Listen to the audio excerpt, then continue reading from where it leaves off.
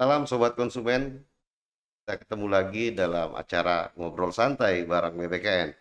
Hari ini kita kedatangan tamu spesial, Bapak Sutrisno Budi, atlet pencak silat nasional. Kita akan banyak diskusi mengenai seni bela diri, khususnya pencak silat, dan berdiskusi bersama Pak Sutrisno atau biasa kita panggil Mas Tris dalam konteks bagaimana seni bela diri yang pencak silat berkembang. Kemudian bagaimana kebinekaan Tunggal Ika ini bisa kita jaga dan seni bela diri bagian dari budaya dan wawasan Nusantara. Nah, saya perkenalkan Mas Sutris Budi. Apa kabar Mas Tris? Baik, Bang Rizal. Terima kasih udah bisa berkenan hadir pada acara ngobrol santai bareng PTKN hari ini. Mas Tris, sehari-hari di seni bela diri ini aktif di organisasi apa? Ini kan bela diri ada banyak ya? Siap. Ada berapa banyak organisasinya? Kalau organisasi bela diri di Indonesia banyak, Bang, ya. Tapi yang saya huni adalah bela diri pencak silat, khususnya di perguruan Persaudaraan Setiati Terate. Itu, Persaudaraan Setia Hati Ternate. betul. Ini ada di pusatnya di Madiun ya. Pusatnya di Madiun, betul. Saya dengar PSHT ini adalah organisasi pencak silat tertua ya Indonesia. Insya Allah benar. Jadi Persaudaraan Setiati Terate ini berdiri sejak tahun 1922. Jadi Jauh ini sebelum apa Budi jauh Utomo sebelum gitu ya. Budi Utomo, jauh sebelum kemerdekaan Republik Indonesia, Oh, dan ini pada tahun 2022 ini 1 abad, 100 tahun, 1 abad. betul, Ini peringatan 1 abad di tahun 2022. betul. Tepatnya di tanggal berapa Mas? Tanggal 2 September nanti. 2 September. Nah, Mas Tris bisa diceritakan sejarah terbentuknya apa organisasi ini dan bagaimana seni bela diri pencaksilat di Indonesia berkembang? Baik, untuk perguruan Persaudaraan Setiati Terate ini berdiri di Madiun tahun 1922, dimotori oleh eh, salah satu murid dari Persaudaraan Setiati. Jadi sebelum Persaudaraan Setiati Terate ini ada lebih dahulu perguruan yang namanya Persaudaraan Setiati. Eh, Beliau bernama Ki Hajar Harjo Utomo, adalah salah satu pejuang pergerakan Kemerdekaan. kemerdekaan. Ya, ya karena pada saat itu pemerintahan yang ada adalah pemerintahan Belanda. Ketika generasi muda ini ingin merdeka dari Belanda, maka tentunya harus membuat eh, organisasi tersendiri daripada yang sudah ada. Maka beliau meminta izin untuk mendirikan sebuah kumpulan para pesilat dengan nama Pemuda Pencak Sport Club di tahun 1922. Kemudian Pencak Sport Club inilah eh, mengumpulkan para pemuda berlatih pencak silat yang kemudian melawan jajah. Waktu itu ngurus apa perizinan pada zaman penjajahan Belanda itu, nah, organisasi masyarakat pribumi kan relatif sulit ya. Betul. Jadi makanya hanya berumur kurang lebih setahun sudah dilarang. Oke. Kemudian berubah nama menjadi Pemuda Sport Club yang eh, pada siang hari hanya berlatih sepak bola, berlatih atletik dan lain-lain. Cuman malam harinya berlatih pencak silat. Dan itu bahkan sampai dengan saat ini masih ada di beberapa tempat itu mempertahankan tradisi berlatih tengah malam sampai pagi. Karena menghindari pantauan dari Belanda waktu itu. Dan outputnya adalah eh, kita memiliki pendekar-pendekar pencak silat yang pada akhirnya berjuang untuk memerdekakan bangsa ini dari Belanda waktu itu. Nah, setelah pencak sports club Ya. itu terbentuk umurnya setahun. Pen- eh, PSC namanya, Ya, Pencak Sport Club Club. itu hanya berumur kurang lebih Setahun, setahun, setelah itu dilarang berubah menjadi Pemuda Sport Club. Pemuda Sports Club. Ya, Ini bertahan sampai kapan? sampai dengan Indonesia Merdeka. Kemudian pada tahun 1948, karena sudah berkembang pesat, eh, Pemuda Sport Clubnya yang malam harinya berlatih pencak silat ini melakukan kongres pertama dan merubah nama, menyesuaikan dengan cikal bakalnya, yaitu Persaudaraan Setiahati, dengan ditambahkan menjadi Persaudaraan Setiahati Ternate Tahun 48 ya. tahun 48. Kemudian Pak berubah menjadi Persaudaraan Persaudaraan Setiahati Setiahati Ternate. Nah, pada saat itu berkembang, seni bela diri sendiri, pencak silat itu apakah sudah berkembang di Indonesia pada saat itu? Eh, ketika Pencak Sport Club dan Pemuda Sport Club ini berkembang, pada akhirnya beberapa aliran perguruan juga mengikuti. Jadi ada namanya, ingat kami ada pencak organisasi, kemudian ada juga yang lain-lain menyusul ya. Ada juga pencak-pencak yang tradisional yang eh, tidak tidak secara nasional sampai sekarang ada. Itu ada di kampung-kampung, di kabupaten-kabupaten itu ada. Nah, Mas Tris, ini kan pencak silat ini sudah masuk dalam satu cabang olahraga ya, Betul. baik secara nasional maupun Internasional internasional. ya. Nah, ini gimana menjelaskan bahwa pencak silat seni sekaligus olahraga? Ini kan seni bela diri yang kemudian dikelompokkan sebagai salah satu cabang olahraga. Ya. Jadi kemudian banyak aliran pencak silat, salah satunya adalah PSHT, pencak organisasi, peresya diri, tapak suci dan lain-lain, itu banyak sekali. Kemudian ada gerakan untuk supaya ini menjadi satu wadah. Terbentuklah Ikatan Pencak Silat Indonesia. Nah, kemudian mulai diadakan kompetisi untuk mencari juara atau prestasi.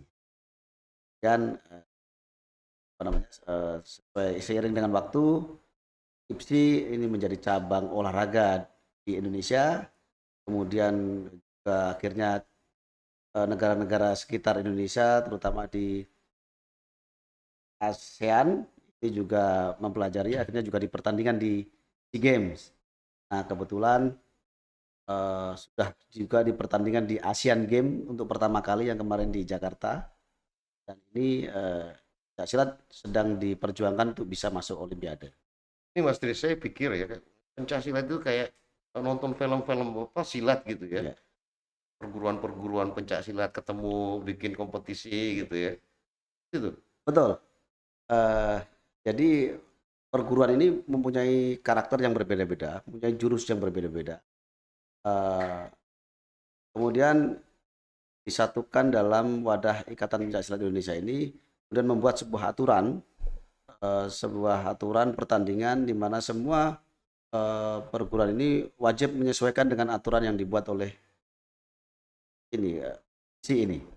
Kalau gitu, Pak, seninya di mana? Seninya di mana? Olahraganya di mana? Kan seni bela diri pencak silat dan masuk kategori cabang olahraga pencak silat. Kalau seninya di mana? Seni Di Ikatan Pencak Silat Indonesia dipertandingkan beberapa kategori. Yang pertama kategori tanding yang bertarungnya itu. Kemudian ada kategori seni, yaitu tunggal, ganda, dan beregu. Tunggal itu satu orang memberagakan jurus-jurus silat. Oke. Kemudian ganda itu dua orang seni berpasangan yang disesuaikan. Jadi seni yang dimaksud seni adalah pergerakan ya, Pergerakan ya. gerakan tubuh gitu ya. Ya. Dan di silat ini yang dinilai dari unsur seninya adalah gerakannya, kemudian kesesuaiannya dengan musik kalau ada musiknya, dan juga penghayatan dari gerakan itu. Itu seni.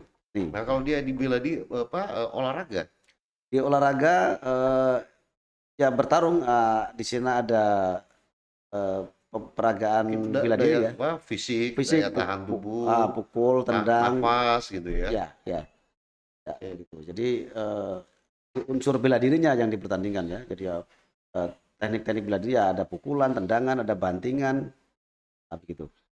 Mas Kris, kalau di Indonesia saat ini ada berapa banyak organisasi pencaksilat yang saat ini ada hingga Saat tahun? ini data terakhir yang didata oleh Ikatan Pencaksilat Indonesia kurang lebih ada sekitar 1.600 perguruan. Banyak. Iya. Jadi 1.600 perguruan betul. pencaksilat di Ya, Indonesia. jadi Bayangkan itu pendekarnya banyak kan kalau ya, syarat untuk mendirikan sebuah perguruan itu ada di kabupaten kota perizinannya dengan syarat memiliki 30 orang yang berlatih, Oke. memiliki jurus-jurus, memiliki apa namanya sejarah, maka dia boleh mendirikan. 1.600 satu organisasi ini apa dia punya murid ya? Apa anggota perguruan? Eh, Memang dari semua aliran perguruan ini tidak semuanya nasional ya. Jadi ada yang lokal-lokal satu kabupaten saja. Jadi, dia hanya ada di satu kabupaten itu, di kabupaten lain nggak ada. Itu. Yang nasional ada beberapa Yang nasional yang ada di semua wilayah ya Indonesia. di ada istilahnya kalau di Ikatan Pencaksilat Indonesia itu ada namanya 10 perguruan historis dan 6 anggota nasional itu boleh saya sebut itu ada Pagar Nusa, ada kemudian Tapak Suci, ada Asad, ada Periksa Diri, dan beberapa yang lain ya, termasuk yang perguruan historis. Perguruan historis ini perguruan Termasuk pendiri PSHT ya. IPSI ya, PSHT masuk di dalamnya. Inilah Pak yang Pak itu ya, yang apa? Ada 10 perguruan historis pendiri IPSI dan 6 perguruan anggota IPSI pusat. Itu syaratnya dia memiliki separuh dari jumlah provinsi. Dia ada di Jadi kalau jumlah provinsi kita 34 setidaknya dia, 17 ya. ya separuhnya ada. Nah itu menjadi semacam ya nasional, perguruan nasional. Ini 10 perguruan historis ini sering ketemu, sering apa diskusi ya, pembaruan ilmu enggak atau gimana? Silaturahmi saja. Silaturahmi. Ya, Enggak jadi ada apa biasa apa kompetisi. tanding. Kan kalau di film-film silat kan kita biasa ngelihat ya. ada event tanding apa untuk menguasai wilayah. Tapi dengan mekanisme yang fair ya tentunya. Kalau silat apalagi yang telah di manage oleh IPSI itu tujuan utamanya adalah untuk menjaga kerukunan antar aliran-aliran pencaksilat. Jadi yang penting rukun dulu dah, dan barulah kita berkompetisi. Khusus untuk 10 perguruan historis ini diwadahi dalam forum paguyuban 10 perguruan historis. Kebetulan saat ini yang menjabat sebagai ketuanya adalah Pak Erbo, Pak PSHT. PSHT ya. PSHT. Pernah nggak kalau dia di nasional itu ada event-event lokal wilayah, misalnya provinsi Nusa Tenggara ada ada event pertandingan silat khusus di wilayah itu dan nanti sampai ngerucut ke nasional, ada seperti itu. Ya. Seperti cabang olahraga yang lain ada Platda, ada Platnas. Betul, gitu ya. ada. Jadi ada saja yang sebagai peserta itu kalau sudah tingkat provinsi itu sebagai pesertanya adalah IPSI kabupaten dan kota. Kemudian kalau kejuaraan itu tingkatnya nasional, itu pesertanya adalah IPSI provinsi. Ya kalau langsung nasional itu jumlahnya akan sangat besar. Tadi ada event di provinsi ada. Ada event di provinsi ada, IPSI di kabupaten dan kota ada, dan ini rutin sekali. Rutin. Nah, pasti terakhir ke depan seni bela diri pencaksilat ini mau kemana nantinya? Apakah nanti akan membuat sekolah yang sekarang kan rata-rata perguruannya informal ya, Betul. perguruan informal dibentuk di bawah yayasan, badan hukumnya yayasan, ngajak masyarakat yang berminat, Ya. kemudian pelatih sampai dari ada tingkatan, ada grade ya, 1, grade 2 sampai paripurna. Ini ke depan seperti apa pengelolaannya? Apakah nanti ada bentuk apa seperti di film-film itu ada perguruan khusus dan formal seperti sekolahan Ya, atau seperti apa? ya, ini memang sudah dicanangkan, hanya saja kapan pelaksanaannya saya belum mengetahui. Jadi sudah dicanangkan bahwa pencak silat ini akan menjadi materi wajib di sekolah dasar dan sekolah lanjutan SD, SMP, SMA. Jadi pencak silat akan menjadi materi yang wajib disampaikan di sekolah, sehingga kalau itu akan disampaikan sekolah-sekolah, maka tenaga pengajarnya juga harus disiapkan. Nah, ini akan menjadi PR dari perguruan-perguruan dan IPSI tentunya untuk membuat apa namanya kurikulumnya, untuk membuat tenaga pengajarnya. Harus diskusi koordinasi dengan Kementerian Pendidikan ya. Betul. Jadi itu. Nah, hanya saja untuk sampai dengan saat ini pencak silat ini kan memang lebih ke membentuk kepribadian anak-anak bangsa untuk memiliki mental dan fisik yang bagus, kemudian menguri-uri budaya bangsa, mempelajari pencak silat, Menguri-uri. menguri-uri atau menjaga. Menguri apa itu? Menguri-uri itu bahasa Jawa ya. Menjaga dan melestarikan budaya nenek moyang supaya nggak hilang. Nah, begitu. Supaya nggak hilang, jadi kita pakai setiap hari supaya itu nggak hilang. Oke, terakhir. Satu lagi yang terakhir, Mas Tris. Awalnya pencak silat itu dari mana sih? Apa murni dari Indonesia, Melayu, atau dari belahan dunia sebelah sana? Ya, pencak silat murni ada dan dipergunakan di wilayah-wilayah yang saat ini sebagian besar menjadi bangsa Indonesia. Cikal bakalnya Cikal bakalnya ya. ya. Bukan dari negara Melayu Indonesia. Sebagian juga. Jadi Asia, bukan? Ya, jadi pencak silat ini kan zaman dulu berbagai macam daerah ini gayanya masing-masing.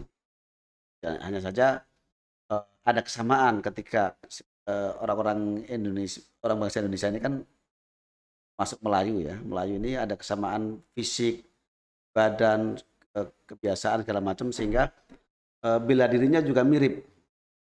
Meskipun waktu itu belum dinamakan pencak silat, atau yang di Sumatera namanya silek, yang di Jawa namanya pencak, yang di tempat lain namanya silat segala macam, tetapi ada kemiripan. Kemiripannya adalah gerakan-gerakannya ini meniru mengambil dari binatang. Misalnya ada jurus monyet, ada harimau, ada jurus Garuda. Itu. Jadi di zaman-zaman dulu sebelum saya lahir ya, ceritanya itu nenek moyang kita, orang-orang Indonesia dan Melayu ini bela dirinya itu meniru gerakan-gerakan binatang. Nah, dari jurus-jurus inilah kemudian suatu ketika diwadahi menjadi satu nama. Oke. Mas Tris, terima kasih sudah kenan mampir di sini. Kita banyak mendapat informasi kawasan mengenai dari Republik Toris, organisasi apa saja, definisi seninya bagaimana, definisi olahraganya apa aja. Kita akan diskusi di lain kesempatan dengan Mas Tris dalam program-program yang lain. Terima kasih Mas Tris. Siap.